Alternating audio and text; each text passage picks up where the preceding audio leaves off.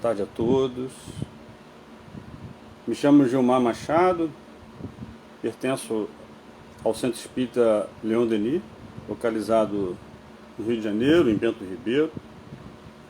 Dentro de nossa casa nós temos um grupo chamado Grupo Espírita de Divulgação Externa Leopoldo Machado, que é o espírito que é o patrono desse grupo. E é graças a esse grupo que eu estou aqui junto a vocês mais uma vez, dessa vez virtualmente, né? Já tivemos em outros momentos presencialmente. Ainda não tive o prazer de conhecer as novas instalações da casa, tinha a esperança de conhecê-la nesse ano, 2020, mas em função dessas circunstâncias que todos sabemos, não foi possível. Espero conhecer as novas instalações de 2021, se Deus assim permitir. Me foi sugerido como tema de nossas reflexões de hoje o capítulo 6 do Evangelho segundo o Espiritismo, cujo título é O Cristo Consolador. Então, inicialmente, eu vou fazer a leitura de uma página para nos harmonizarmos, nos tranquilizarmos. É uma página do livro Pão Nosso, psicografia de Francisco Cândido Xavier, ditado pelo Espírito Emmanuel, no seu capítulo 130, cujo título é Onde Estão? E Emmanuel começa nos passando uma mensagem, um capítulo de Mateus 11, 29. Diz assim para a gente: tomai sobre vós o meu jugo e aprendei de mim, que sou manso e humilde de coração, e encontrareis descanso para as vossas almas. Jesus. E Emmanuel reflete sobre esse trecho do Evangelho. Dirigiu-se Jesus à multidão dos aflitos e desalentados, proclamando o divino propósito de aliviá-los. Vinde a mim, clamou o Mestre. Tomai sobre vós o meu jugo e aprendei comigo, que sou manso e humilde de coração. Seu apelo amoroso vibra no mundo através de todos os séculos do cristianismo.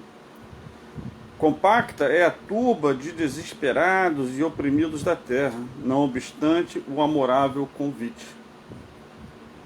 É que o Mestre, no vinde a mim, espera naturalmente que as almas inquietas e tristes o procurem para a aquisição do ensinamento divino. Mas nem todos os aflitos pretendem renunciar ao objeto de suas desesperações, e nem todos os tristes querem fugir à sombra para o encontro com a luz. A maioria dos desalentados chega a tentar a satisfação de caprichos criminosos com a proteção de Jesus, emitindo rogativas estranhas. Entretanto, quando os sofredores se dirigirem sinceramente ao Cristo, hão de ouvi-lo no silêncio do santuário interior, concitando-lhes o espírito a desprezar as disputas reprováveis do campo inferior. Onde estão os aflitos da terra, que pretendem trocar o cativeiro das paixões pelo jugo suave de Jesus Cristo? Para esses foram pronunciadas as santas palavras: vinde a mim, reservando-lhes o Evangelho, poderosa luz para a renovação indispensável. Após essa bela mensagem do nosso querido irmão Emmanuel, eu convido a todos a que levamos o pensamento nesse momento, dizendo assim: Senhor Jesus, querido amigo de todas as horas, nesse momento, Senhor, nos encontramos reunidos em Seu nome, para refletirmos um pouco mais sobre Suas palavras, sobre os Seus ensinos, sobre o Seu Evangelho, Senhor. Abençoe a cada um de nós que estamos reunidos nesse momento, Senhor, encarnados e desencarnados. A direção espiritual de nossa casa, o Centro Espírita Leon Denis, a direção espiritual da Casa de Maria e a todos nós, amigos e nossos familiares, encarnados e desencarnados, Senhor, que nesse momento buscamos o seu consolo, buscamos as suas orientações, buscamos o seu amor, Senhor, diante das aflições pelas quais cada um de nós vem passando. E é em seu nome, amado Mestre, em nome de Maria Santíssima, em nome de Allan Kardec, o nosso codificador, em nome dos espíritos amigos que nos ajudam nesse momento, mas acima de tudo, em nome de Deus, é que pedimos a permissão para iniciarmos o estudo da tarde de hoje. Que assim seja, Senhor. Graças a Deus. Graças a Deus. Boa tarde novamente a todos que chegaram após os meus cumprimentos iniciais. Como falei, o tema da tarde de hoje é o capítulo 6 do Evangelho segundo o Espiritismo, o Cristo Consolador. E eu gostaria de trazer para vocês uma primeira reflexão que eu achei interessante, que me veio à mente durante os momentos em que estava me preparando para esses instantes, né? É a redundância do título, né? Que eu acho interessante, porque tudo que nós falarmos sobre Jesus, qualquer qualificação que nós dermos a ele, características humanas, serão sempre redundância, né? Porque ele é o Cristo, né? Ele é o nosso Cristo, o responsável por governar o nosso planeta, aquele ser que foi designado pelo Pai para cuidar de cada um de nós. Um ser de tal grandeza que toda e qualquer qualificação que nós possamos dar a ele seria redundante, porque já faz parte do seu ser, dessa característica. E não sei se todos conhecem, há uma passagem muito interessante na Revista Espírita de 1868, uma mensagem na Revista Espírita de fevereiro de 1868, e ela está assinada pelo Espírito São Luís. E aí, esse Espírito São Luís, ele botou o título nessa mensagem dos Espíritos Marcados. São os Espíritos missionários que vêm até nós nas suas mais diversas tarefas junto à humanidade. Mas o trecho que nos chama a atenção e é fundamental para que a gente entenda o que nós vamos falar hoje, o que nós vamos repetir, é o item 3 dessa mensagem, que ele fala assim: hoje Messias. Aí ele continua para a gente: seres superiores, chegados ao mais alto grau da hierarquia celeste, depois de terem atingido uma perfeição que os torna infalíveis daí por diante, e acima das fraquezas humanas, mesmo na encarnação. Então, esse pequeno trecho que eu li dá para ter uma ideia, uma pequena ideia de quem é o governador responsável por nossas vidas. Uma alma que atingiu um grau de plenitude espiritual que nós somos ainda incapazes de compreendê-lo.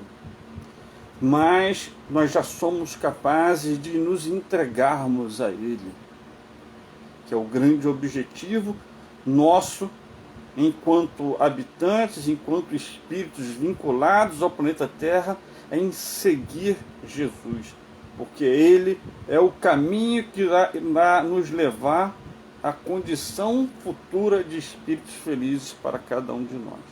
Então, quando nós falamos em Cristo Consolador, se nós analisarmos o momento em que Ele esteve entre nós,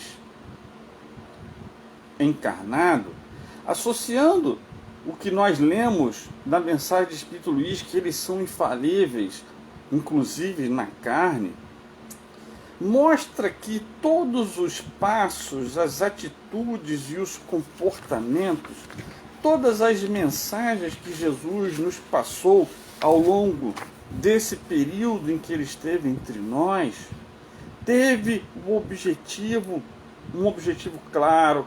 Houve um projeto E muitas das vezes, se a gente parar para analisar, ele consolou. Ele fez o uso da sua misericórdia para com cada um de nós.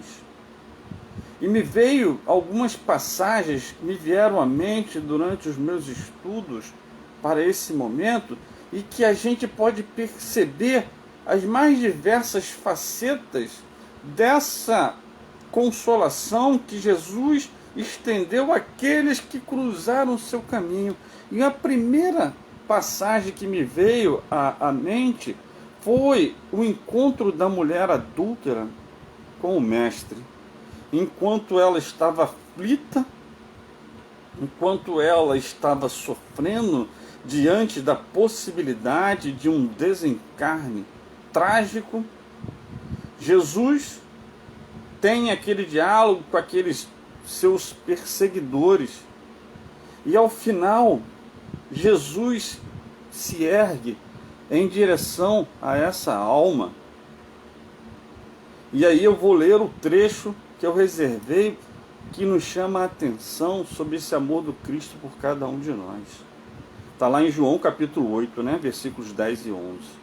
E endireitando-se Jesus, e não vendo ninguém mais do que a mulher, disse-lhe: Mulher, onde estão aqueles teus acusadores? Ninguém te condenou? E ela disse: Ninguém, Senhor. E disse-lhe Jesus: Nem eu também te condeno. Vai-te e não peques mais. Não tenhamos dúvida nenhuma. Já desde a primeira palavra, quando Jesus direciona a ela a palavra e fala para ela: mulher, certamente essa pessoa, essa mulher que vivenciou esse drama, foi automaticamente, praticamente instantaneamente, banhada por uma força, por um magnetismo que ela desconhecia. Ela jamais havia sido atingida pelo magnetismo, pela vibração do amor puro, vinda de um ser que a amava plenamente. Ela nunca tinha experimentado isso. Então, só no primeiro momento, Jesus já a atinge fortemente, e sabe-se lá se ela não caiu de joelhos, como o senador Públio Lentulus, no seu diálogo com Cristo, porque quando você é atingido por uma força de amor de tal magnitude, você titubeia, as suas pernas tremem, os seus olhos lacrimejam. E a consolação do Cristo vai além da consolação do sentimento do amor,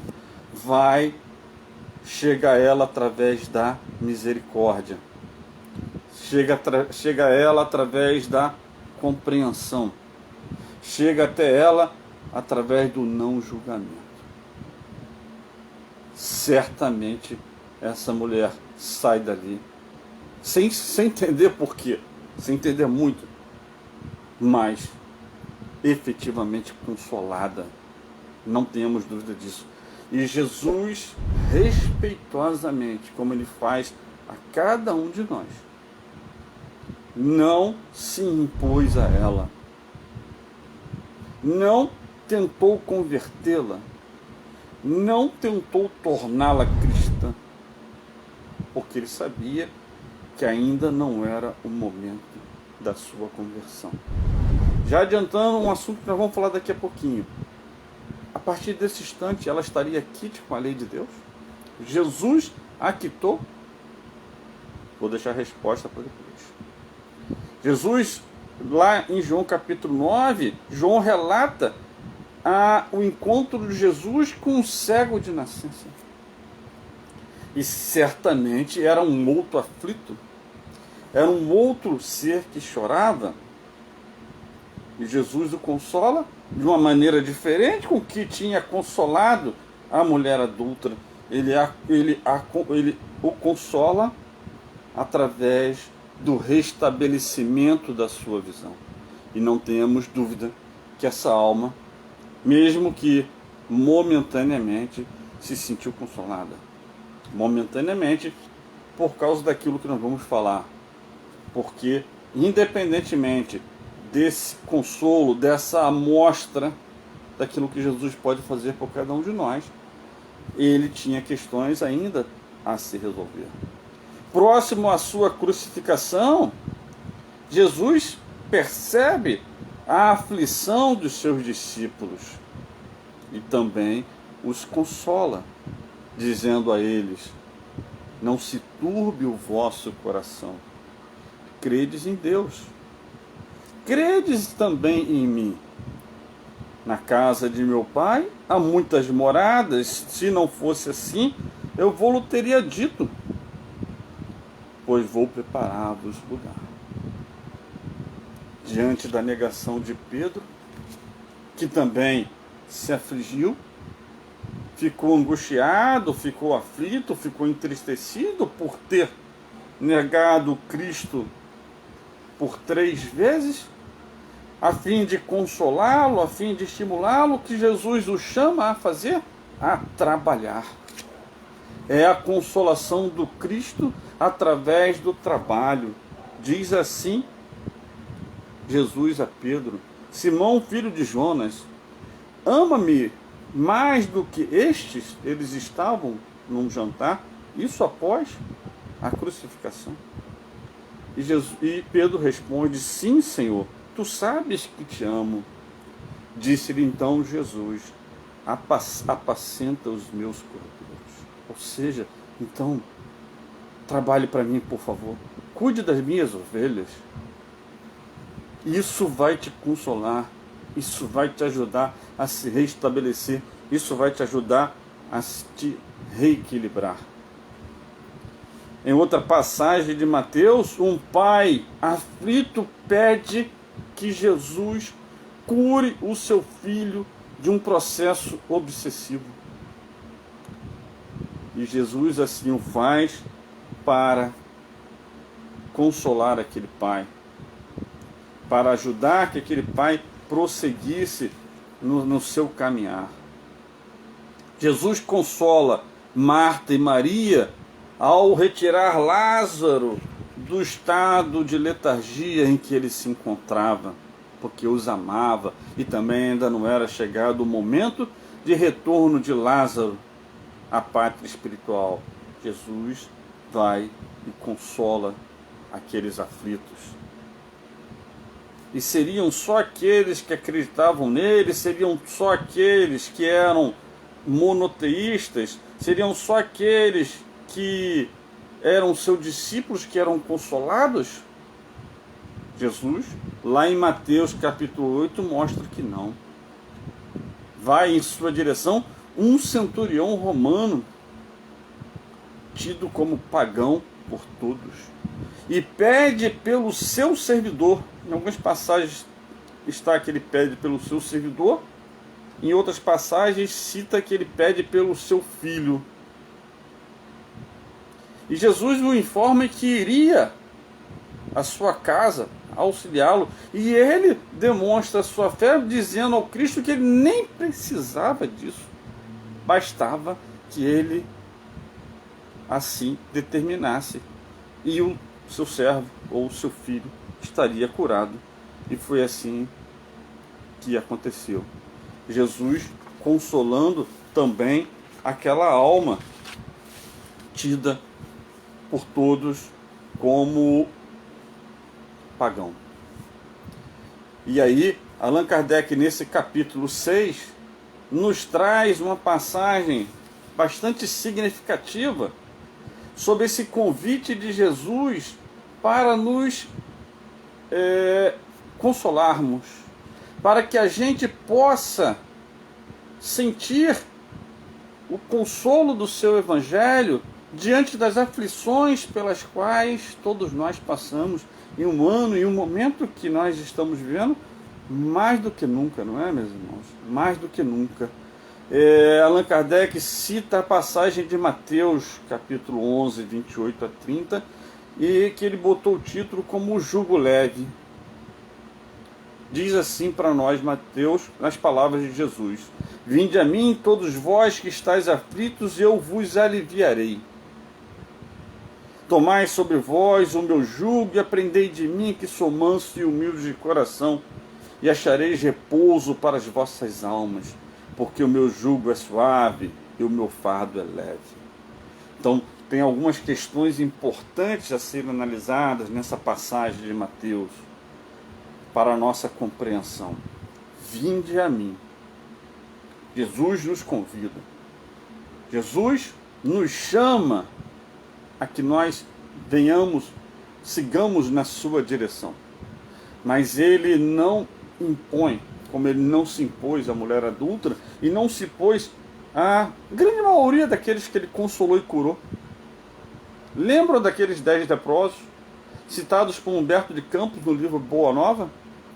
10 leprosos curados de uma única vez, e um único apenas retorna a ele para agradecer. Os demais foram e voltaram para os prazeres do mundo, como infelizmente muitas das vezes acontece, né, meus irmãos? Nós temos as nossas aflições, aí nós fazemos uma ameaça de buscar o Cristo. Nós vamos a uma igreja, nós vamos a um templo religioso, ou vamos a uma casa espírita em busca de solucionarmos aquela questão. E muitas das vezes nos é concedida essa graça. E o que nós fazemos muitas das vezes? Voltamos para o mundo. Porque as nossas ocupações voltam a ser muito importantes. Elas deixaram de ser importantes no momento que nós estávamos aflitos, no momento em que aquilo estava a nos incomodar. Uma vez retirada o motivo da aflição, nós voltamos para o mundo, né? Então a gente precisa refletir efetivamente a nossa saída ao Cristo. Porque ele fala: aprendei de mim, que sou manso e humilde de coração. Ou seja, ele começa a colocar as condições daqueles que irão segui-lo. Aqueles que podem e poderiam e poderão dizer-se cristãos. E aí nós percebemos o quanto, infelizmente, muitos de nós, na nossa sociedade, se diz cristãos, mas na verdade ainda não foram em direção a Cristo, porque a gente não observa muitas das vezes o comportamento manso e humilde por parte de nossos irmãos, infelizmente. E ele me diz: eu vos aliviarei. Essa é uma parte importante a ser refletida por nós. Ele não diz que irá resolver o seu problema. Ele diz que vai te aliviar. Ele diz que vai te estimular. Ele diz que vai te ajudar, vai colaborar com você. Mas a cruz que lhe cabe, o fardo que lhe cabe, é você que precisará carregar. Ele sabe disso melhor do que ninguém. Um espírito dessa envergadura já conhece a lei de Deus plenamente há muito mais do que 5 bilhões de anos. Porque diante da formação do planeta, nessa ocasião, o Cristo acompanhou o processo de formação do planeta. E, como espírito puro, que já era conhecedor pleno das leis de Deus. Então, por isso ele não se impunha, por isso ele não se impõe até hoje. Por quê? Porque ele sabe que para segui-lo, para ir em sua direção verdadeiramente, a alma precisa estar preparada, a alma precisa estar decidida. E vou falar uma linguagem, uma palavra que os espíritos usam muito também. A alma precisa estar cansada. Cansada de alimentar em si tantos sentimentos inferiores, cansados de alimentar em si tanta busca por prazeres materiais, na busca de sua satisfação pessoal, na busca da consolação de suas aflições, que na verdade são efêmeros. São alimentos que perecem muito rapidamente. Então você está aflito por uma situação e você busca o consolo, por exemplo, na realização contínua de viagens, na aquisição contínua de bens materiais, na busca pelo poder, na busca pela beleza física e assim por diante, na tentativa de que essa aflição diminua, e ela até se atenua no primeiro momento, né? Mas rapidamente ela volta a ser o que era, porque nós estamos buscando o remédio errado no lugar errado. Nós não estamos buscando, primeiro, compreender a razão dessas aflições, o porquê desse sofrimento, o porquê dessas dores em nossos caminhos. Que a compreensão de todo esse processo irá nos levar à busca exata daquilo que irá nos consolar, daquele remédio salutar que irá ser depositado em nossas chagas e irão nos levar no futuro à cura verdadeira. Então, Jesus vem nos chamar, mas vem nos chamar verdadeiramente. E diz: vinde a mim, porque o meu jugo é suave e o meu fardo é leve. Ou seja, o jugo, aquilo que vai conduzir você na caminhada, é o quê? É o Evangelho do Cristo. É a lei de Deus que precisa te conduzir. É o seu jugo. E ele é suave. E o fardo, a prática dessa lei. A prática do amor e da caridade. É um fardo mais leve. É um fardo mais leve por quê? Porque nós vamos daqui a pouco refletir, mas vou adiantar. Porque num esforço seu dessa prática, isso é revertido em seu benefício e aquele fardo que parecia pesado se torna mais leve. Porque você é tomado por uma força que você até desconhecia, mas ela vem em seu benefício pelo esforço que você passou a empreender para seguir Jesus. E quando ele fala, aprendei de mim que sou manso e humilde, né? A gente pode se lembrar das bem-aventuranças, principalmente aquelas que dizem exatamente sobre esses dois quesitos, né? Bem-aventurados os mansos, porque eles herdarão a terra. Serão os mansos que herdarão a terra. Vamos tentar nos incluir. Seremos os mansos que herdarão a terra. Em algum momento nós, inevitavelmente, iremos optar por trilhar esse caminho da mansidão. Inevitavelmente. A gente sabe disso, né? E bem-aventurados os pobres de espírito, porque deles é o reino dos céus. Bem-aventurados os humildes. Mas, por enquanto, nós podemos ser os bem-aventurados que choram, que serão consolados. Quando é que nós vamos ser um bem-aventurado nesse momento? No momento em que nós optarmos pelo Evangelho de Jesus em nossas vidas. A partir do momento em que nós abraçarmos os exemplos de Jesus para buscarmos a nossa cura espiritual. Todas as nossas mazelas, elas se dão em função de questões espirituais. E questões espirituais só são resolvidas por remédios espirituais. E também por aqueles que aparentemente não são espirituais, como nós vamos ver daqui a pouco. No item 3 desse capítulo, Kardec dá o título do Consolador Prometido, que é uma passagem belíssima, que também nos traz muitas reflexões sobre as palavras de Jesus. Diz assim o mestre: se me amais, observai os meus mandamentos, e eu rogarei a meu Pai, e ele vos enviará um outro Consolador, para que fique eternamente convosco, o Espírito de verdade, que o mundo não pode receber, porque não o vê e porque não o conhece. Vós, porém, o conhecereis, porque ele ficará convosco e estará em vós.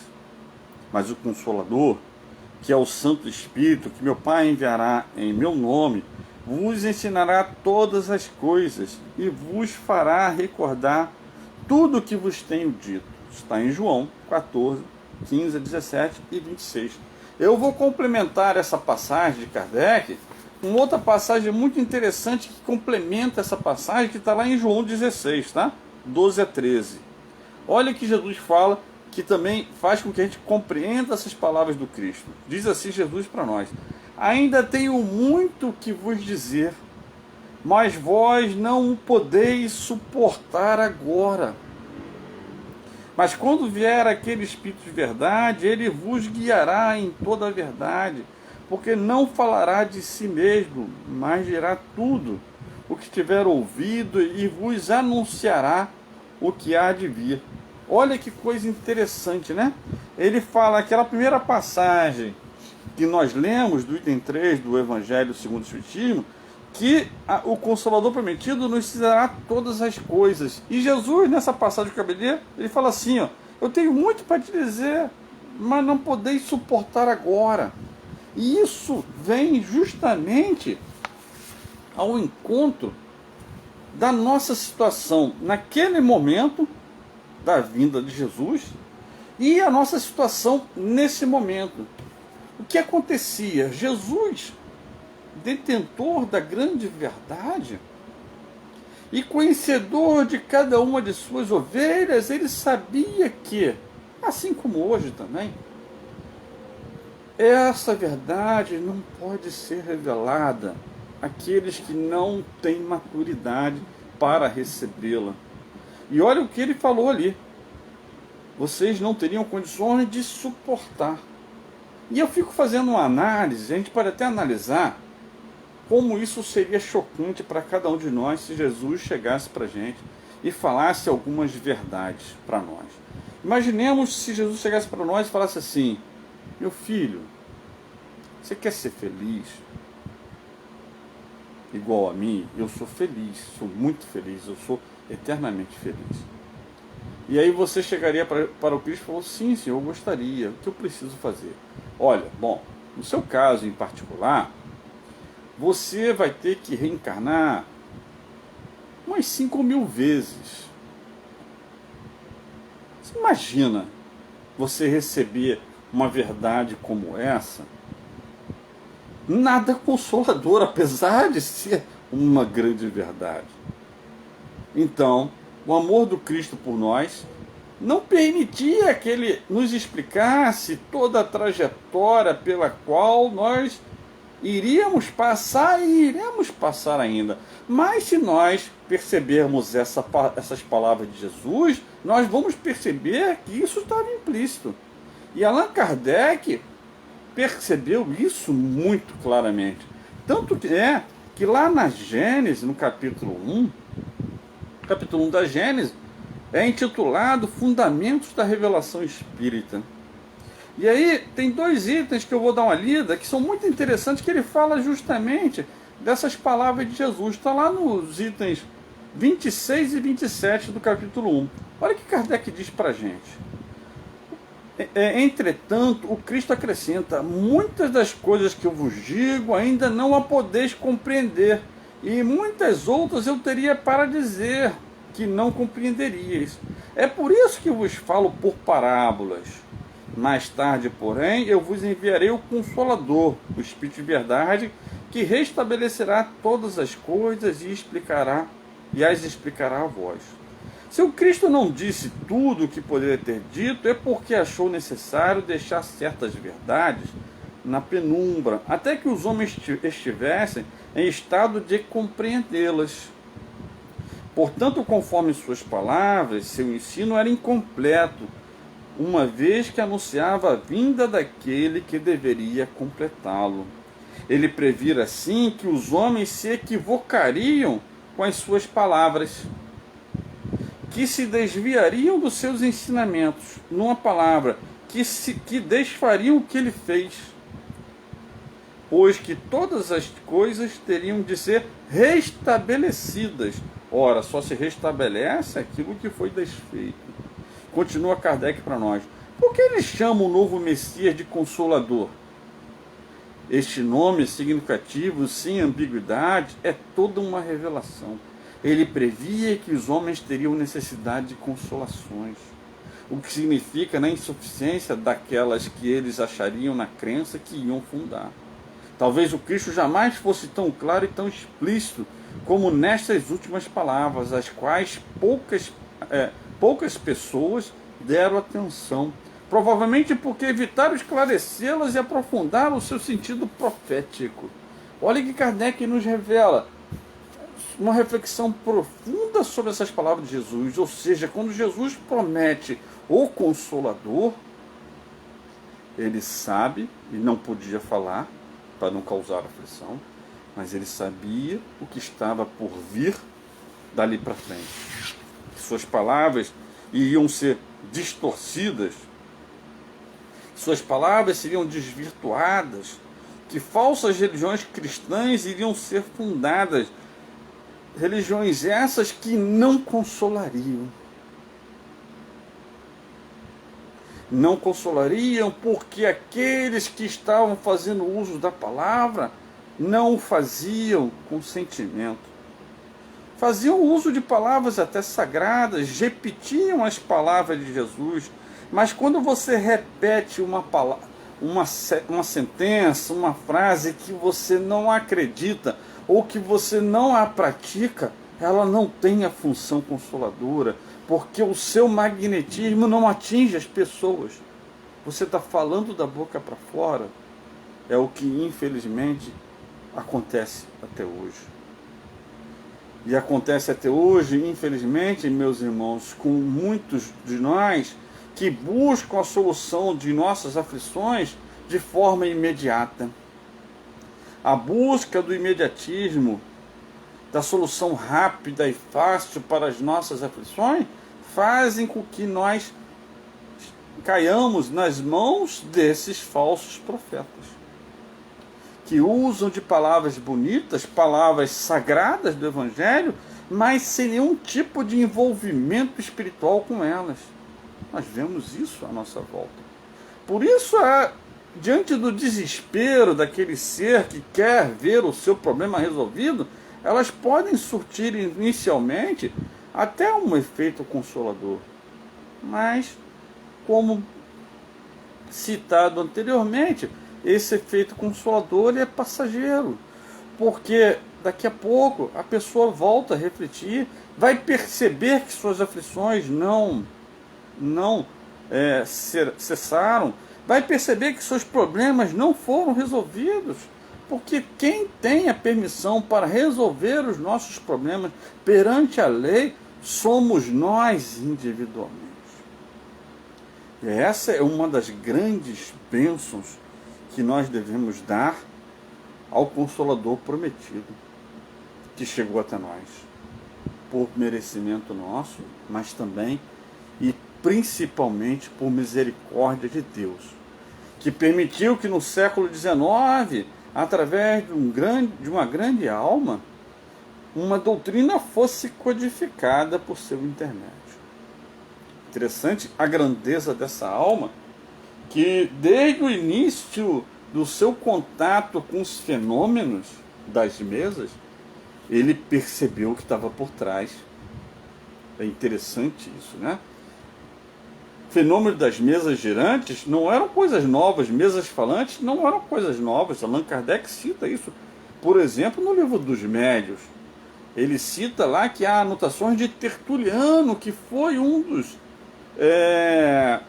dos cristãos do primeiro século, dos primeiros séculos, anotações de Tertuliano falando em mesas falantes. E que fim deu? Mas essa alma, cujo nome naquela encarnação era Hippolyte Léon Denisard Rivaio, diante do fenômeno, ele anotou as suas impressões. Isso foi publicado no livro Obras Póstumas, na sua segunda parte. Olha o que Kardec anotou diante da sua constatação da realidade dos fenômenos.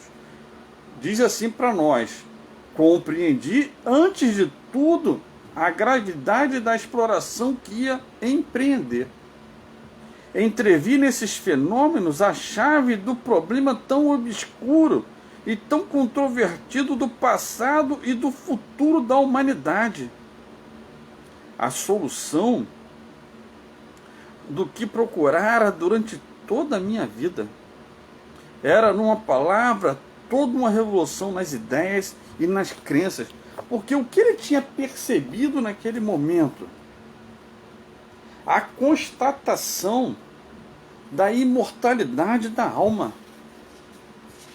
E só isso, meus irmãos, já deveria ser, e é uma pena que não é, já deveria ser suficiente para um esforço de a todos aqueles que sabem essa grande verdade, todo um esforço na sua transformação moral.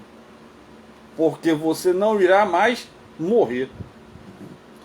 Você irá somente perder o corpo físico. E diante dessa perda e, consequentemente, aliado à perfeição da lei de Deus, você vai ter um destino exatamente conforme você se comporta, exatamente da forma com que você age, exatamente de acordo com as suas escolhas, as suas opções. E se você parar para refletir sobre isso, inevitavelmente você dá início a um processo de transformação moral. Foi isso que ele vislumbrou, ele percebeu a grande verdade. E Emmanuel, num dos seus textos, ele fala: o dia que o homem perceber, constatar, tiver a certeza da sua imortalidade e da perfeição da lei de Deus, nada mais o afligirá. Nada mais. E é interessante, eu tenho uma história muito curiosa sobre essa questão da verdade, né?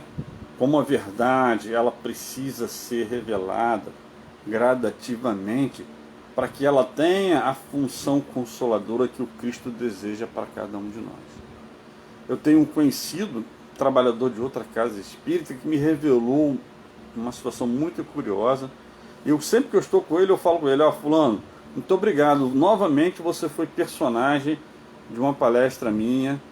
Não citei o seu nome, mas o seu caso realmente é um caso que eu preciso citar até para as nossas reflexões, o nosso aprendizado. Na nossa casa espírita, Centro Espírita Denis, você pode consultar um plano espiritual, você tem um chamado receituário mediúnico. E esse irmão muito aflito chegou à nossa casa em certo momento e foi ao receituário mediúnico, escreveu lá toda a sua aflição, aguardou a resposta do plano espiritual. E veio uma resposta: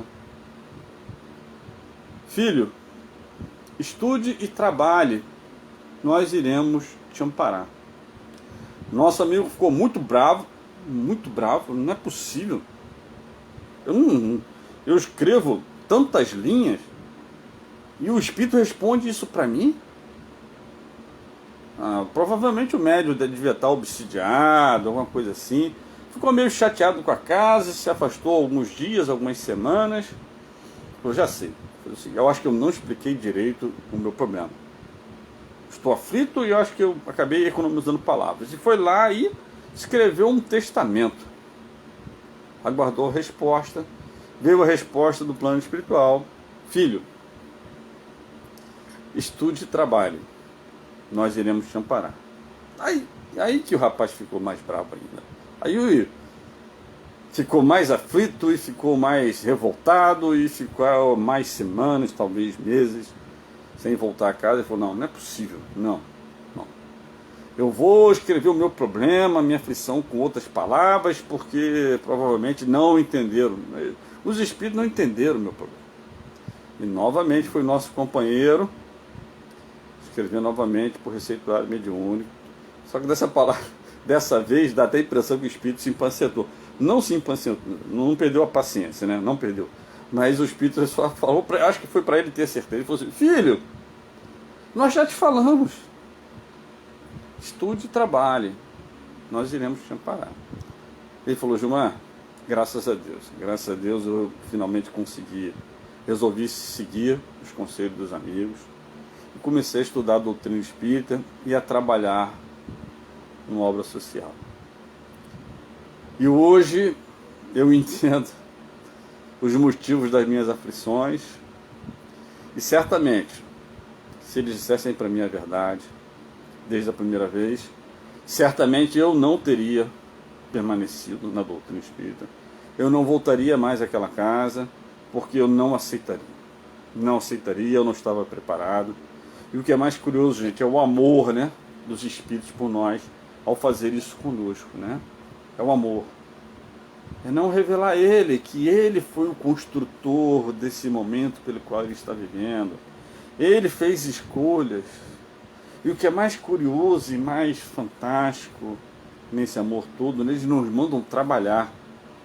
E aí você, se achando o homem mais infeliz do mundo, a pessoa mais, né, que carrega a cruz mais pesada do planeta, aí você chega a uma obra social para ajudar lá na quintinha, ou como um colega meu, passar manteiga no pão, ajudar a servir a sopa, ou trabalhar na área de educação.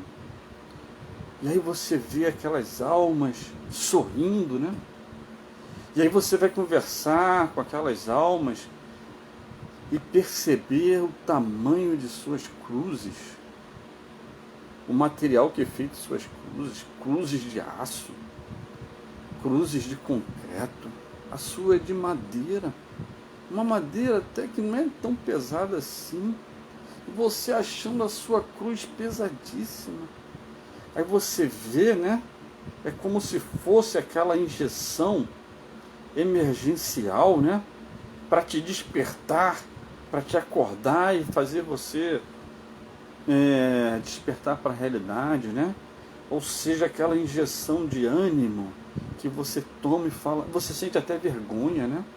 Você fica até com vergonha de se olhar no espelho, porque você se achava a pessoa mais infeliz do mundo, né? E aí você começa a trabalhar, e interessante, né?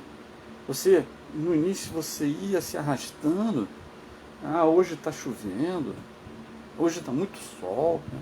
Hoje está frio, e a partir, conforme o tempo vai passando, você cada vez mais e mais e mais e mais, você quer ir ao trabalho, você se sente revigorado, você se sente fortalecido, e às vezes você até se esquece das suas questões, mas elas não deixaram de existir. Deixaram de existir.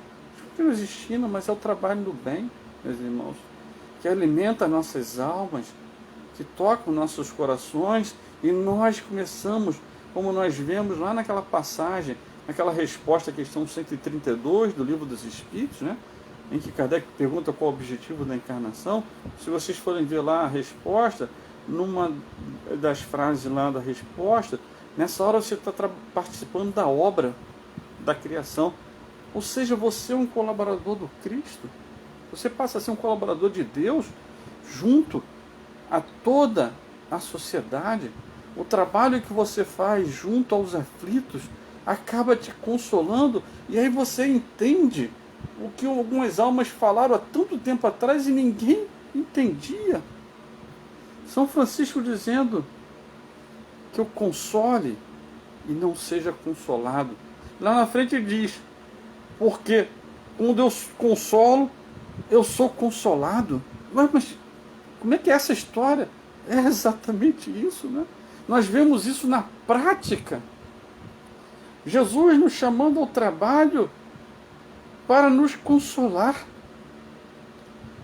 E a gente sabe verdadeiramente a função do trabalho do bem, não é? Quando nós estamos envolvidos naquele trabalho, nós ficamos inebriados, nós ficamos envolvidos em todo aquele magnetismo do bem, e o nosso fardo se torna muito mais leve. Fora os amigos que nós conquistamos, os amigos dos aflitos. Os aflitos têm anjo de guarda, os aflitos têm espíritos protetores, e quando nós consolamos esses irmãos, nós granjeamos amigos, como Emmanuel fala em uma das suas mensagens, granjeai amigos. Nessa hora que você estende um prato de comida, ou um ombro amigo, ou você fala algo que console uma alma, os espíritos que amam aquela alma estão ali a vibrar naquele momento, e todas essas energias vão em nossa direção e nós recebemos esse combustível que nos fortalece, que nos dá ânimo para persistirmos, para perseverarmos. E quando nós nos deparamos com um momento como esse, pelos quais nós estamos passando, como ao longo dos anos nós optamos por seguir Jesus, ir em direção ao Cristo, nós estamos mais fortalecidos. E estando mais fortalecidos, o que nós podemos fazer, meus irmãos? Olha, consolar os aflitos.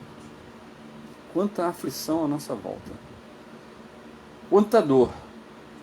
Quanto sentimento de orfandade existe hoje na sociedade. Pessoas se achando abandonadas. Pessoas se achando castigadas por desconhecerem tudo isso que nós falamos na tarde de hoje. E como não poderia ser diferente, vou falar as palavras de Jesus. A muito será cobrado aquele que muito foi dado. Temos bebido nessa fonte, temos acalentado os nossos corações, mas nós precisamos reverter isso para a sociedade. Nós somos muito poucos, né? A nível de Brasil, nós somos 2% só da população religiosa. No Rio de Janeiro, nós somos 4%. É o estado mais espírita do Brasil. Mas mesmo assim somos poucos, a gente sabe disso, né? Mas a gente pode fazer. Deus permitiu que nós tivéssemos essa ferramenta para que nós chegássemos a mais corações, e vamos aproveitar as oportunidades que o Pai nos concede. Vamos estender esse Consolador prometido aonde nós pudermos, aonde nós estivermos, seja na nossa família, seja com os nossos vizinhos, seja no nosso trabalho, não tentando converter ninguém, não tentando fazer prosélito, porque isso não é o objetivo da doutrina espírita. É sim convertendo os irmãos a seguir o Cristo através de nossos comportamentos, através de nossas atitudes e de nossos pensamentos. Assim nós estaremos sendo úteis a Jesus, a Deus, nosso Pai, e predispostos a consolar aqueles que cruzam nossos caminhos, com a palavra amiga, sem julgamento, como Cristo nos exemplificou, sendo mansos, sendo pobres de espírito, mas acima de qualquer coisa, sendo gratos a Deus pelas oportunidades que temos recebido. Eu gostaria imensamente de agradecer a direção material e espiritual dessa casa por essa oportunidade, aos benfeitores amigos da casa também de Leon Denis, que também permitiram que eu estivesse com vocês nesses momentos. Agradeço ao Leopoldo Machado, coordenador do nosso grupo, que também, né, nos autorizou. E agradeço a atenção de todos também. Eu espero, com as minhas palavras, ter ajudado de alguma forma, ter ajudado a fortalecer essa fé raciocinada que a doutrina espírita nos traz, e contribuir de alguma forma na vida de vocês. Espero que o quanto antes nós possamos estar juntos novamente, fisicamente, nos abraçando, e eu quero conhecer as novas instalações da Casa de Maria, né? Pelo quadro atrás de mim vocês já podem perceber, né? O meu amor por esse espírito. Então é com gratidão no coração que nós estivemos juntos nesse momento. Agradeço a todos e vamos à prece final, meus irmãos. Senhor Jesus, querido amigo de todas as horas, agradecemos imensamente, Senhor, a tarde que tivemos, os consolos que recebemos, Senhor, as energias, as bênçãos e vibrações vindas do alto, para que nos fortaleçamos diante da estrada que precisamos percorrer, Senhor. Que cada vez mais lembremos do Seu Evangelho, Senhor, em nossas vidas. Cada vez mais sigamos os conselhos do Espírito de Verdade a cada um de nós espíritas que somos, Senhor. Amai-vos, Eis o primeiro ensinamento, instruir-vos, eis o segundo. Que persistamos, Senhor, na prática do bem, na reforma íntima, na luta contra os nossos maus pendores, as nossas más inclinações. E buscando cada vez mais, Senhor, compreender a lei de Deus, nosso Pai, aproveitando as oportunidades que Ele nos concede. E é com o coração profundamente agradecido a Ti, Senhor, a Maria Santíssima, Allan Kardec, o nosso codificador, a Leon Denis, o patrono de nossa casa, a Leopoldo Machado, o patrono do nosso grupo, aos diversos espíritos amigos que nos ajudaram e nos acompanharam nessa tarde, mas acima de tudo a Deus nosso Pai é que pedimos a permissão para darmos por encerrado ao nosso estudo da tarde de hoje. Que assim seja, Senhor. Graças a Deus. Obrigado, meus amigos. Muito obrigado pela presença de todos. Obrigado pelo carinho. Obrigado pela vibração, pela caridade de cada um de vocês. A vibração de vocês chegaram até mim. Eu me sinto muito emocionado e agradecido pela oportunidade que me foi concedida. Até uma próxima ocasião, se Deus quiser, tá? Fiquem todos com Deus. Um bom final de ano, um Feliz Natal e um ano novo de muita paz e muita harmonia. E, seguindo os conselhos e as diretrizes das autoridades de saúde.